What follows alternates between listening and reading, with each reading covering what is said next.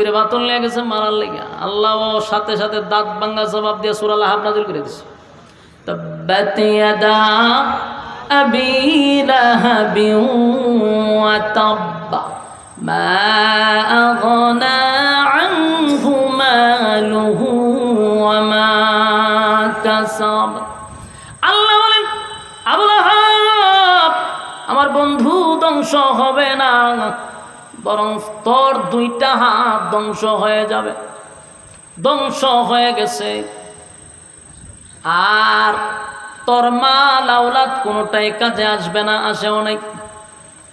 যুবক ভাইয়ের সাথে সাথে আয়াত নাজিল করে জবাব দিছে।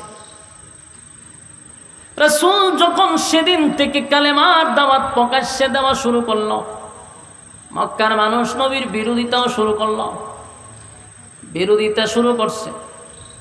যারা কালেমা পড়ে তাদের উপরে নির্যাতন শুরু করছে, নির্যাতনের স্টিম রোলার চাপায়া দিছে।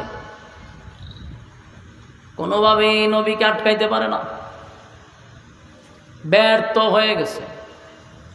শেষ পর্যন্ত তারা রাসূলের কাছে যায়, একদল বিশাল বাহিনী নিয়ে, শিক্ষিত মানুষ নিয়ে রাসূলের কাছে যায়, কিন্তু কথার মায়ের ফেসে পইরা তারা হারে।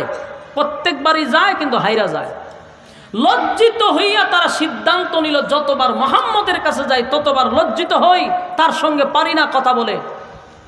একজন তাদের মধ্যে বলল, তোমরা যতবার যাইবা ততবার বেজ্জতি হইবা, কারণ মুহাম্মদের কাছে যে এলেম এটা হলো আসমানি এলেম, আর তোমরা যে এলেম নিয়ে যাও এই এলেমের কোনো ভ্যালু নাই। তখন মক্কার মানুষ বলতে করবোটা কি? বলে গোটা মক্কা নগরীতে আসমানি এলেমওয়ালা লোক নাই, মদিনাতে অভাব নাই। তাহলে তোমরা মদিনার থেকে আসমানি এলেমওয়ালা লোক হায়ার করে নিয়ে আসতে পারো মুহাম্মদের সঙ্গে টকশো করার জন্য। এরা একটা মিটিং কইরা 400-450 কিলোমিটার দূর মদিনায় গেল। তখনকার ইহুদিদের পাদ্রী তাওরাতের আলেমরা ছিল। এই মক্কার থেকে বিজ্ঞ সর্দাররা চলে গেল মদিনায়। রাসূলের সঙ্গে কথা বলে পারে না, তাই তারা হায়ার করে নিয়ে আসবে। মদিনায় যাওয়ার পরে পাদ্রীদেরকে বলল যে আমাদেরই বংশের, আমাদেরই রক্তের, আমাদেরই বাতিজা, নিজেকে একজন রাসূল দাবি করে, বাপ দাদার ধর্মের মধ্যে সুনকালি দেয়, তার সঙ্গে কথা বলেও পারি না।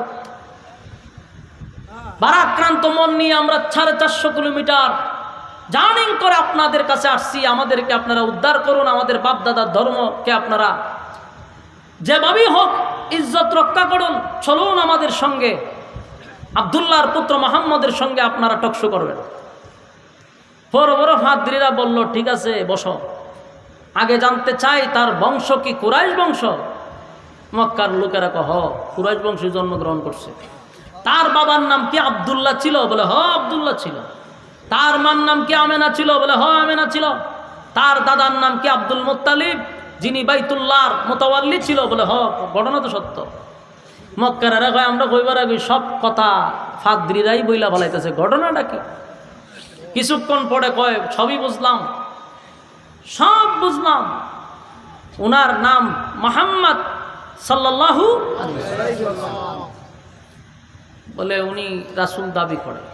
তো ফাদ্রীরা কইল সব ঠিক আছে, আমাদের যাওয়ার দরকার নাই, আমরা 3টা প্রশ্ন বলে দিব আপনাদেরকে, যদি 3 প্রশ্নের জবাব উনি দিতে পারে তাহলে বুঝবেন উনি আল্লাহর পয়গম্বর, এতে কোনো সন্দেহ নাই। আপনারা কালেমা পইরা ঈমান আনবেন। মক্কার লোকেরা চেহারাটা মলিন হয়ে গেছে, 450 কিলোমিটার দূর থেকে আসলাম, এখন এরা যাইতো না, যাবেও না, উল্টা আমাদের উপরেই আবার ছেড়ে দিছে। 3 প্রশ্নের জবাব যদি দিতে পারে উনি আল্লাহর পয়গম্বর, সন্দেহ নেই, কারণ এই 3 প্রশ্নের জবাব পৃথিবীর কোনো মানুষ দিতে পারবে না। সুবহানাল্লাহ। ব্যর্থ হইয়া এই 3 প্রশ্ন লইয়া আইছে মক্কায়।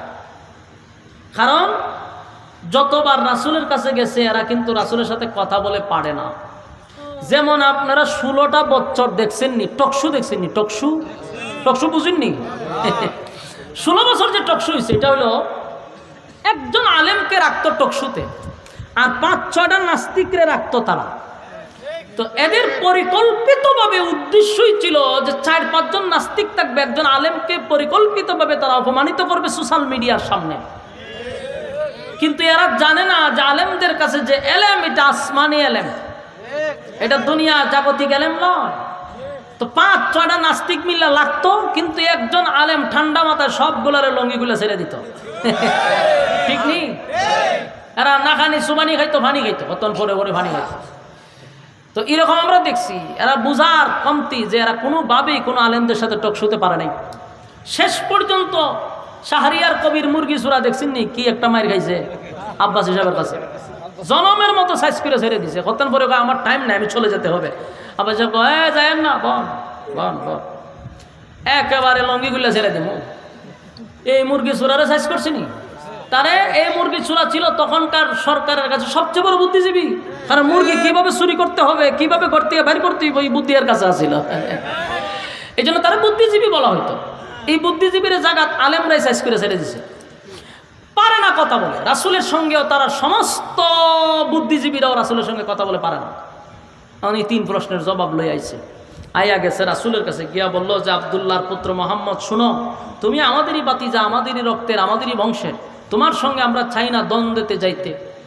আমরা 3টা প্রশ্ন করব, যদি তুমি 3 প্রশ্নের জবাব দিতে পারো আমরা সবাই তোমার কালেমা পড়ব। রাসূল চিন্তা করলো, এখানে যারা আসছে সব হলো মক্কার বড় বড় মাতা, এরা যদি কালেমা পড়ে দিনের দাওয়াত দিতে আমার তার বাধা রইল না। রাসূল খুব খুশি হয়েছে, বলল ঠিক আছে, আপনাদের 3 প্রশ্ন আমার কাছে বলেন, আমি জবাব দিয়ে দিব। তারা 3টা প্রশ্ন করার পরে রাসূল বলল, কোনো অসুবিধা নাই, আগামীকালকেই আমি 3 প্রশ্নের জবাব দিয়ে দিব। সুবহানাল্লাহ। এরা বলল ঠিক আছে, আমরা আগামীকালকে এই টাইমে আসবো। তারা চলে গেছে, কিন্তু এই সারা দিনের ভিতরে জিবরাইল আলাইহিস সালাতু ওয়াস সালাম আসে নাই। রাসূলের ধারণা ছিল যে জিবরাইল সকালে আসে, বিকালে আসে, দুপুরে আসে, রাত্রে আসে। 3 প্রশ্ন বললে উত্তর তো পাবো আল্লাহর পক্ষ থেকে, বলে দিব, শেষ কাহিনী। কিন্তু জিবরাইল আসে নাই। পরের দিন এই মক্কার মানুষ আসছে, কিন্তু প্রশ্নের জবাব রাসূল বললেন আজকেও পারবো না, আগামীকালকে। এরা চলে গেল। এদিনও জিবরাইল আসে নাই, রাত্রেও না, দিনেও না। পরের দিন আবার বেঈমানরা আসছে, রাসূল বলে আজকেও না, আগামীকালকে। এই আগামীকাল হইতে হইতে 1 সপ্তাহ চলে গেছে, জিবরাইল আসে না। বলুন তো দিকে কাফেররা করবোটা কি? আমি একটা এক্সাম্পল দিই। আপনার এই গ্রামের নাম কি? চরজসর্দি। এই চরজসর্দির ইমাম সাহেবের কাছে যদি একজন মুসল্লি গিয়া হয়, হুজুর আমি একটা ফতোয়া লইয়া ইসলাম, দেখেন তো এটা কি? ইমাম সাহেব বললো যে আগামীকালকে বলবো, এখন সময় নাই। আপনিও ভাববেন যে মনে হুজুর মতো আলা কইরা আমার জানাইব। পরের দিন গিয়া গেছেন, ইমাম সাহেব বললো যে না, আজকে হবে না, আগামীকালকে। আগামীকালকে গেলেন, কয় আজকে না, আগামীকালকে। মুসল্লির মেজাজ গরম হবে নি? এই মুসল্লি কি করব? এই মুসল্লি যেটা করবো শুনেন, এই মুসল্লির দোকানও যাইব, গিয়ে 1 কাপ চা নিবে, নিয়ে আস্তে আস্তে কইব যে আমরা মসজিদও যে একজন ইমাম সাহেব রাখছে, হুদাউদি, কোনো খামেরই না, হুদাউদি আমরা তারে গরম ভাত খাওয়াইতেছি আর পেট মোটা করতেছি। একটা ইমাম সাহেব রাখছে, একটা ফতোয়ার লাগে 1 সপ্তাহ গেছি, বেচারা পারে না, তার পিছনে নামাজই পড়তাম না। বলবে কি না? পুরা গ্রামের মধ্যে একটা আস্তে আস্তে গ্রামে গঞ্জে শহরের মধ্যে সব দোকানকে লাগাই দিব ইমাম সাহেবের বিরুদ্ধে। এই গালাগালি শুরু হইল। ঠিক এই কাজটা মক্কাবাসী করছে। দোকানপাটে, শহরে, বন্দরে, গ্রামে গঞ্জে সব জায়গায় আল্লাহর নবীর বিরুদ্ধে অপপ্রচার শুরু করছে। উনি যদি নবী হইতো 3 প্রশ্নের জবাব দিত। 3 প্রশ্নের জবাব দিতে পারে না, উনি কোনো নবী না, নাউজুবিল্লাহ। কারণ রাসূল তো নিজের থেকে কথা বলে না, রাসূল তো আল্লাহ যা বলে রাসূল তা আমাদের কাছে প্রকাশ করে। তারা শুরু করে দিল সমালোচনা, এমনভাবে তীব্র আকারে শুরু হয়েছে, গোটা মক্কা নগরীতে, অলিতে গলিতে নবীর বিরুদ্ধে একেবারে সমালোচনার ঝড় হয়েছে। কিছু কিছু মানুষ আইসা বলতেছে, এমন আপন চাচি উম্মে জামিল আবুল আহাবের বউ রাসূলের কাছে আয়া বলে যে ও মুহাম্মদ, তোমার কাছে যে একটা শয়তান আসতো, এটা এখন আয় না। মহিলা কত খারাপ। আবার কেউ কেউ বলে মুহাম্মদের আল্লাহ মুহাম্মদকে ভুলে গেছে। নবীর কাছে কোরআন নাজিল হয় না প্রায় 15 দিন হয়ে যাচ্ছে। নবীর কলিজায় আঘাত আছে না নাই? আল্লাহর হাবিবের বিরুদ্ধে গ্রামে গঞ্জে, শহরে বন্দরে সব জায়গায় নবীর বিরুদ্ধে সমালোচনা। একটা পর্যায়ে মানুষ বলতে লাগলো, মুহাম্মদের আল্লাহ মুহাম্মদকে ভুলে গেছে। নবীজির কলিজায় দারুণ ব্যথা লাগছে, নিজেও কান্না শুরু করছে। একদিন 2 দিন লাগে, হাবিবে কিবরিয়া 15 দিন পর্যন্ত শুধু চোখের পানি ছাড়ছে, মুক্তার দানার মতো নবী কান্ত, টপ টপ করে নবীর দাড়ি মুবারক ভিজে পানি পড়ত। আসমানের দিকে তাকায়া থাকতো, কখন জিবরাইল নামবো। কান্না শুরু করে দিল হাবিবে কিবরিয়া, কান্দে, হায় রে মক্কার মানুষ আমারে বলে আমার মালিক নাকি আমারে ভুলে গেছে। আসমানের দিকে তাকাইয়া নবীও গুনগুনাইয়া বলতে লাগলো, মালিক গোটা মক্কার মানুষ বলে আপনি নাকি আমারে ভুইলা গেছেন। আল্লাহ কি এমন অপরাধ করলাম গো, কোরআনের আয়াত আপনি বন্ধ করে দিলেন। আল্লাহ আমার প্রতি আপনি কেন রাগ করলেন, কেন আমারে ভুলে গেলেন। নবীজি কান্না শুরু করছে। যুবক ভাইরা, 1 দিন 2 দিন নয়, 15 দিন পর্যন্ত নবী কাঁদছে। কান্নার কারণে একদিন জিবরাইল আলাইহিস সালাতু ওয়াস সালাম নবীর সামনে এসে হাজির। 15 দিন ভরাইছে। আল্লাহর হাবিব জিবরাইলের দিকে তাকাইয়া অভিমানের সুরে নবী বললেন, জিবরাইল রে কেন 15 দিন আসলি না, আজকে কেন আসলি, 15 দিন কেন আসলি না। জিবরাইল কয়, হুজুর আমি আসতে চাই, আমার আল্লাহ মানে আসতে দেয় না। আল্লাহর নবী বলেন, কেন আসতে দেয় না, আমার মালিক কি আমার প্রতি রাগ করছে রে। মক্কার মানুষ বলে আমার আল্লাহ নাকি আমারে ভুলে গেছে। মক্কার মানুষ আমারে বলে আমার মালিক নাকি আমারে ভুলে গেছে। তাহলে আল্লাহ কি আমার প্রতি সত্যি রাগ করছে। জিবরাইল কয়, হুজুর আল্লাহ রাগ করে নাই, আপনার কাছে মক্কার মানুষ 3টা প্রশ্ন নিয়ে আসছিল, কিন্তু আপনার কাছে 3টা প্রশ্ন নিয়ে আসার পরে আপনি বলছেন আগামী কালকে জবাব দিবেন। এই কথাটা আমার আল্লাহর কাছে মোটেও পছন্দ হয় নাই। এখান থেকে আপনার উম্মতকে শিক্ষা দিল, নেক্সট টাইমে যেন কোনো উম্মত এমন ভুল না করে। এই জন্য আল্লাহ 15 দিন কোরআনের আয়াত বন্ধ করে দিছে। এটার 2টা কারণ, একটা হলো উম্মতকে শিক্ষা দেওয়ার জন্য, 2 নম্বর কারণ হলো নবীর উপরে যে কোরআন নাজিল হইতো এটা খুব মারাত্মক লোড, এটার ওজন খুব মারাত্মক। তাই নবীকে রেস্টে রাখার জন্য আল্লাহ মাঝখানে একটা বিরতি দিছে। আমার যুবক ভাইয়েরা, বিরতি দেওয়ার জন্য 15 দিন কোরআনের আয়াত নাজিল হয় না, কিন্তু গোটা মক্কা নগরীতে আমার নবীর বিরোধিতা শুরু হয়ে গেল। নবীর যা তা মানুষ বলতে লাগলো। আল্লাহর নবীর চোখের পানি ছেড়ে দিয়া বলে, জিবরাইল নেই, কত মানুষ আমারে গালি দিল। জিবরাইল কয়, হুজুর সেদিন যদি আপনি বলতেন ইনশাআল্লাহ আগামী কালকে বলবো, তাহলে কিন্তু আমার আল্লাহ পাঠায়া দিত। আপনি মাঝখানে ইনশাআল্লাহ বলেন নাই, ইনশাআল্লাহ না বলার কারণে আমার আল্লাহ এটা পছন্দ করে নাই। কিয়ামত পর্যন্ত কোনো উম্মত কোনো কাজ করতে গিয়ে যেন ইনশাআল্লাহ না বলে। যুবক ভাইয়েরা, ইনশাআল্লাহ না বলার কারণে আমার নবী 15 দিন পর্যন্ত কানল রে, 15 দিন পর্যন্ত কানল। এই জন্য কোনো উম্মত যদি আমরা আগামীকালকে ডাকা যাব, কি বলবো? ইনশাআল্লাহ আগামীকালকে ডাকা যাব, ইনশাআল্লাহ মাহফিল শেষ করে বাড়িতে যাব, ইনশাআল্লাহ আমি খানা খাবো। সব কাজের শুরুতেই ইনশাআল্লাহ। কারা কারা ইনশাআল্লাহ বলবেন? সব কথায় হাত তুলেন, বলুন আমরা সব কাজে বলবো ইনশাআল্লাহ। আমরা কি কোনো সময় ইনশাআল্লাহ ভুলে যাব? ইনশাআল্লাহ বলবো না, কারণ আমার আমার নবী ইনশাআল্লাহ না বলার কারণে 15 দিন কাঁদছে, কিন্তু আমার নবী তো ভুলে যায় নাই। আমার নবীরে আল্লাহ ভুলাইয়া দিছে। বলুন, নিজে নবী বলছে না, আল্লাহ ভুলাইয়া দিছে। আল্লাহ বলাইছে উম্মতরে শিখানোর জন্য। আমার যুবক ভাই, নবীর চোখের পানি দেখে আল্লাহ বলে, বন্ধু কাইন্নাল্লাহ, আপনার চোখের পানি আমি আল্লাহ বরদাস্ত করতে পারি না। 15 দিন আপনার কলিজায় দারুণ ব্যথা লাগছে।